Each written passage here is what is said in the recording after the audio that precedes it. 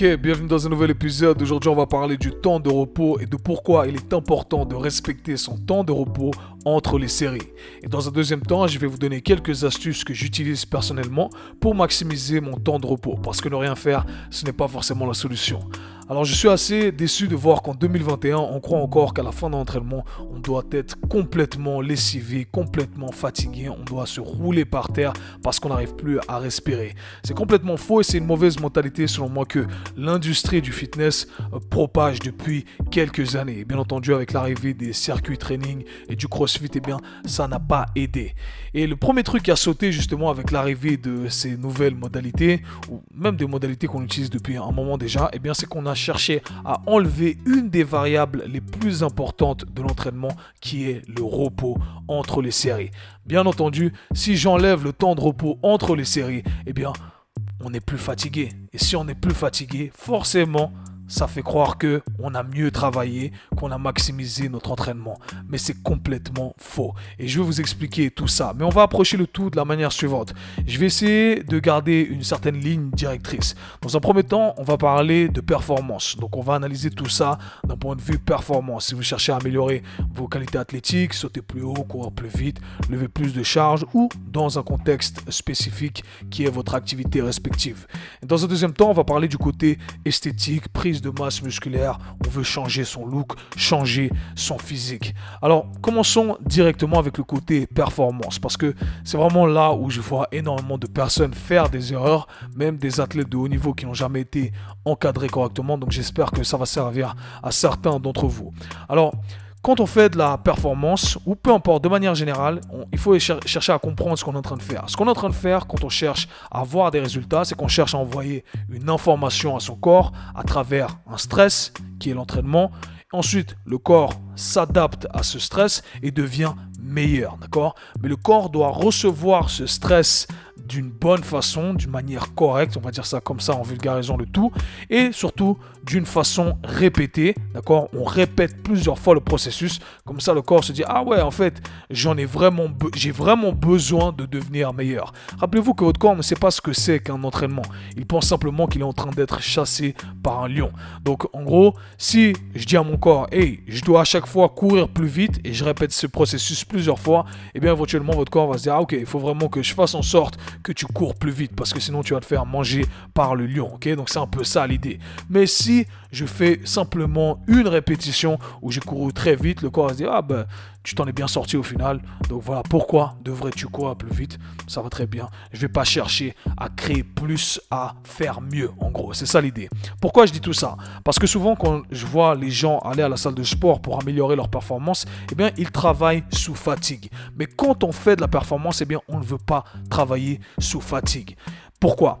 Quand on fait de la performance, eh bien, on veut garder une intensité proche de l'intensité maximale. Je vais donner une rangée ici. On travaille avec du 85 à 100%. Okay ? Et on veut absolument rester dans cette rangée-là. 85, 90, 90, 100%. Okay ?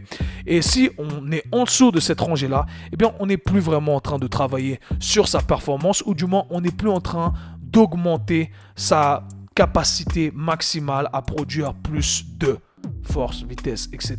Vous nommez tout ça, ok ? Donc, on doit rester dans cette rangée. Le problème, c'est que si on ne prend pas assez de temps de repos, eh bien, on n'arrive pas à répéter le même effort pour qu'il reste dans cette rangée-là. Et si on n'arrive pas à répéter ce même effort pour rester dans cette rangée-là, eh bien, on n'arrive pas à envoyer cette information à notre corps. Par conséquent, nous n'aurons pas l'adaptation qu'on cherche à solliciter, ok ? Donc, si je parle concrètement ici, disons que je vais faire des sprints et je cherche à améliorer mon temps de sprint sur les 100 mètres, ok ? Je fais mon premier sprint. Je cours super vite, j'étais à 100% parce que voilà, c'est mon premier sprint, tout se passe bien, cool. Je fais mon premier sprint, là, je décide de prendre uniquement 30 secondes de repos. Mais pensez à ça, j'aime bien donner cet exemple-là pour ceux qui ont joué aux jeux vidéo dans leur vie. Vous voyez quand le bonhomme il court dans les jeux vidéo GTA, pour la génération GTA, et bien on court, on fait un sprint et la barre se vide à chaque fois, ok ? Donc ça c'est la barre d'énergie qui se vide à chaque fois. Pour les gars qui sont un peu plus techy, c'est l'oxygène qui se vide dans nos muscles, d'accord ? On a utilisé toutes les ressources qu'on avait dans nos muscles et on doit attendre un certain temps avant que la barre se régénère complètement. Et quand la barre s'est régénérée complètement, eh bien, on peut faire un sprint en respectant les mêmes contraintes, les contraintes étant la distance, etc. Ok? Donc, si je fais mon premier sprint à 100%, je vide la barre. Là, la barre est rechargée à moitié, d'accord? Rechargée à moitié et je décide de repartir sur un sprint. Eh bien, je vais pouvoir couvrir que quelques mètres, d'accord? Je ne vais pas pouvoir couvrir tout ce que j'avais pu couvrir auparavant. Et si là, encore une fois, je décide de prendre encore 30 secondes de pause, eh bien, rebolote, j'arrive pas encore une fois à couvrir toute la distance avec mon intensité maximale. Alors, éventuellement, oui, vous allez couvrir toute la distance, mais vous ne serez plus dans cette rangée-là du 85, 90 à 100%. Ce qui veut dire qu'on ne sera pas en train d'envoyer le bon signal à son corps et par conséquent, eh bien, on ne va pas courir plus vite, on n'aura pas créé l'adaptation voulue. Donc c'est très important lorsqu'on travaille sur la performance de faire la chose suivante. Donner son intensité maximale, prendre assez de temps de repos, d'accord? On prend assez de temps de repos de façon à recharger cette barre que j'ai mentionné avant, comme dans les jeux vidéo. Et ensuite, on peut fournir le même effort de façon répétée. Parce qu'au final, ce qui va créer cette adaptation, eh bien, c'est le fait de répéter, c'est le volume. On veut rajouter du volume en gardant les mêmes contraintes, en travaillant sur les mêmes qualités, d'accord? Et c'est comme ça que le corps va s'adapter avec le temps, d'accord? Mais si on ne répète pas le même processus, exactement le même processus, eh bien, il n'y a pas de raison pour que le corps s'adapte. Donc, très important d'un point de vue de performance, de respecter son temps de repos pour pouvoir fournir toujours un effort, une intensité proche de son intensité maximale. Maintenant, si on prend le côté esthétique, parce qu'il y en a qui vont me dire, moi j'en ai absolument rien à faire de courir plus vite, sauter plus haut, lever plus de poids, ok? Mais c'est exactement la même chose. De manière ultime, ce qui va dicter votre prise de masse musculaire, d'accord, votre transformation physique, eh bien c'est à quel point vous allez être capable de répéter ce signal, cette information que vous envoyez à votre corps, d'accord? Et c'est comme ça que votre corps s'adapte. Alors, le volume, c'est toujours une des variables qui est très importante. Il y a quelques détails encore une fois ici à prendre en considération. Quand je serai entouré que de pros, eh bien, je pourrais parler de ça. Mais de manière générale, on va dire que le volume, c'est très important. Le total, le nombre de séries au total que vous allez faire, de répétitions que vous allez faire au total, eh bien, c'est ce qui importe au final pour solliciter l'adaptation que vous allez solliciter. Donc, moi, je me dis la chose suivante. Je vais à la salle et je vais prendre un exemple. Je vais faire des bicep curls, ok? Je vais faire des bicep curls. Vous mettez ça dans le contexte que vous souhaitez, vous choisissez l'exercice. Je vais faire des bicep curls. Je prends mon haltère de 15 kg dans chaque bras. Première série, bam, j'arrive à faire 10 répétitions pour le calcul simple, ok? Et là, je prends 10 secondes, 20 secondes de repos et je repars. Ben là, la deuxième série, eh bien, je vais réussir à en faire 6 éventuellement, ok? Et là, je prends encore que 10 secondes, 20 secondes, ça va brûler, ça va bien se remplir, mais là, j'arriverai que à en faire 3. Alors au final, sur ces 3 séries, eh bien, j'aurais fait, j'ai dit combien? 16 plus 3, ok, j'aurais fait 19 répétitions, ok? Maintenant, encore une fois, c'est une hypothèse de tout ça, hein, j'utilise des chiffres arbitraires, mais on va se dire que pour maximiser votre potentiel de croissance musculaire, en l'occurrence mes biceps ici, eh bien mes biceps ont besoin de ce stress-là avec les contraintes utilisées, c'est-à-dire l'exercice, l'angulation et la charge utilisée, eh bien j'ai besoin d'être dans une rangée de 25 à 30 répétitions. Si je fais moins que 25 répétitions, mon corps se dit, ce signal-là, il n'était pas assez fort pour que j'initie ce processus de créer plus de muscles. Eh bien, vous voyez qu'avec 19 répétitions, je suis loin de cette rangée-là. Donc, qu'est-ce que je dois faire? Au final, je dois prendre plus de temps de repos. Je prends plus de temps de repos et à partir de là, eh bien, je vais pouvoir solliciter mes muscles d'une meilleure façon. Ok? Et ça, c'est super important. Comme par hasard, j'enregistre le podcast et il y a le voisin en haut qui cherche à percer. J'espère que ça ne te gêne pas trop au micro. Mais anyhow, vous m'avez compris, ok? Donc, l'idée, c'est de rester dans cette rangée qui va permettre de solliciter cette adaptation qu'on veut solliciter. Donc, c'est important de prendre assez de temps de repos. Et là, vous allez me dire, avec toutes ces informations que je vous donne, Kev, mais combien de temps de repos il faut prendre? Ok. Alors, encore une fois, il y a des tableaux qu'on peut utiliser, mais il faut garder le tout de manière, de façon à ce que ça soit assez intuitif, ok? Si on cherche la performance, je vais vous donner des rangées comme ça. Prenez des longs temps de repos, ok? Plus de 3 minutes, d'accord? Vous faites une série, vous prenez plus de 3 minutes de repos, 3, 4 minutes, etc., ok? Maintenant, si vous cherchez à faire, voilà, prendre de la masse, vous travaillez avec une intensité qui est un peu plus basse, qui vous permet de faire plus de répétitions, eh bien, on peut rester dans une rangée de 1, 2 minutes. Encore une fois, ça va varier, ça peut être 3 minutes, d'accord? Il y a plusieurs façons d'agencer le tout. Mais ce qu'on aimerait faire plutôt, c'est se donner une contrainte, ok? Donc, on va se dire, moi, j'ai 4 séries à faire avec cette charge-là. Et l'exercice ne va pas changer, la charge ne va pas changer, d'accord? Et voilà, on a mis en place les règles à respecter. Maintenant, ce qu'on doit faire, c'est se dire, ok, je vais rester dans cette rangée de répétition avec cette charge-là, cet exercice-là. Je fais l'exercice, première rangée, première série, ensuite deuxième série, troisième série, quatrième série. Je devrais être capable de faire toutes les séries, d'accord, avec les contraintes imposées. Si je sens qu'à la deuxième série, je vois que, en fait, j'arrive pas trop, d'accord? Imaginons que je me donne du 10 à 12 répétitions, ok? Je me donne du 10 à 12 répétitions. Deuxième série, à la 9e, je suis en train de galérer. Et bien là, je me dis, ok, je dois prendre un peu plus de temps de repos éventuellement. Donc, faites-le de manière assez intuitive. Si vous le faites de cette manière-là, de manière intuitive, eh bien, ça sera beaucoup plus simple de manière générale. Mais de manière très simple, si vous faites de la performance 3 minutes et plus, si vous cherchez la prise de masse musculaire avec des exercices polyarticulaires, eh bien, moi, j'aime bien rester dans une rangée de 1 minute 30, 2 minutes, ok? Maintenant, vous allez me dire, hey, mais moi, j'aime pas rien faire pendant mon temps de repos. Et ce qui est ok, parce que moi, je suis exactement le même. Je n'aime pas rester assis sur mon téléphone, forcément, à rien faire, être assis. Voilà, c'est pas mon truc. Donc, ce que j'aime faire, c'est être productif. Et il y a plusieurs façons d'agencer le tout.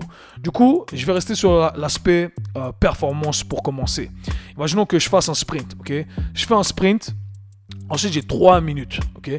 J'ai 3 minutes, donc j'ai vraiment assez de temps pour faire plein de trucs. Et c'est là où je peux travailler en ajoutant un peu de travail accessoire, ok? Je peux travailler, par exemple, moi, personnellement, ce que j'aime bien faire, c'est quand je travaille sur mes sessions bas du corps, eh bien, j'aime bien rajouter un peu de travail sur mes épaules, d'accord? Un peu de travail sur mes épaules. Je sais que ça va pas trop fatiguer mes jambes. Ça me permet d'avoir un peu un quick pump au niveau de mes épaules. Je stimule cette musculation, mais sans me cramer. Je cherche pas à aller à l'échec. Je cherche simplement à stimuler sans me fatiguer. Ça me permet d'être productif. Donc, imaginons que je fasse ma série de sprints. Je fais mes sprints. J'ai couru à fond. J'ai 3 minutes, 4 minutes, 5 minutes de repos. Je vais commencer à faire des levées latérales. Je vais faire du tirage pour l'arrière de mes épaules. Je peux rajouter un stretch pour l'épaule. Je peux rajouter un stretch, des mouvements pour le dos, d'accord? Il y a plein de façons d'agencer le tout. Mais c'est comme ça qu'on est productif. Et si j'arrive à rentrer 2-3 exercices comme ça, eh bien, après, qu'est-ce que je peux faire? Eh bien, je peux repartir pour une deuxième série, genre environ 30 secondes. Et on reste constamment en mouvement. Et ça, c'est top, franchement, ok? Donc, ça, c'est comme ça que j'agencerai le tout pour le côté performance. J'essaierai surtout de ne pas interférer avec ma performance. C'est-à-dire que si mon exemple ou l'effort, l'intensité maximale du jour est orientée sur les jambes, par exemple un sprint, eh bien, sur le travail pendant le temps de repos, je ne vais pas travailler sur mes jambes parce qu'autrement, ça va porter préjudice à mon exercice principal, en l'occurrence le sprint. Maintenant, pour le côté un peu plus esthétique, musculation, hypertrophie musculaire, eh bien, il y a plusieurs façons d'agencer le tout également. Ce qui est bien, c'est qu'on peut utiliser par exemple des supersets. Un superset, c'est super intéressant parce que ça nous permet de travailler sur deux exercices différents, voire deux exercices opposés. Donc imaginons que je travaille sur le haut du corps, et bien je pourrais travailler en faisant un exercice où je pousse, d'accord, et ensuite un exercice où je tire. Et là, je peux prendre un temps de repos. Et ce qui est bien, c'est que pendant que je fais l'exercice où je tire, eh bien, les muscles qui ont été sollicités pendant le premier exercice où je pousse sont en train de se reposer. Alors oui, mon système cardiovasculaire est challengé, etc.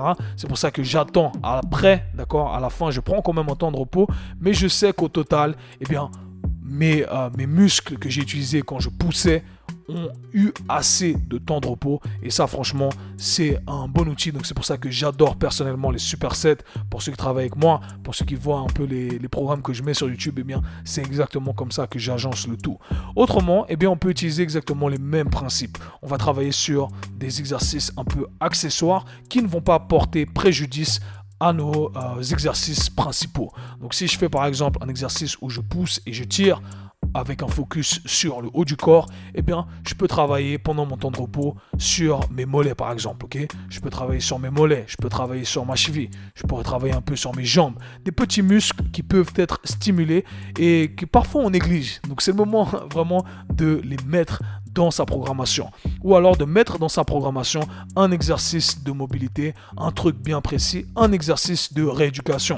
Donc si j'ai par exemple une blessure au genou, je pourrais très bien faire mon exercice où je pousse, mon exercice où je tire, et pendant mon temps de repos qui est de 1 minute 30, 2 minutes, eh bien c'est là où je vais rentrer mon exercice pour le genou. Et c'est comme ça qu'on arrive à être productif pendant le temps de repos. On n'est pas obligé de rien faire et de rester sur son portable à s'asseoir. Moi, je trouve ça complètement ennuyant. Et vous voyez, ça nous permet de rajouter un peu plus de volume à chaque fois. Mais le mot-clé dans tout ça, ou les points clés à retenir, c'est que le temps de repos, c'est une variable qui est très importante. Très importante.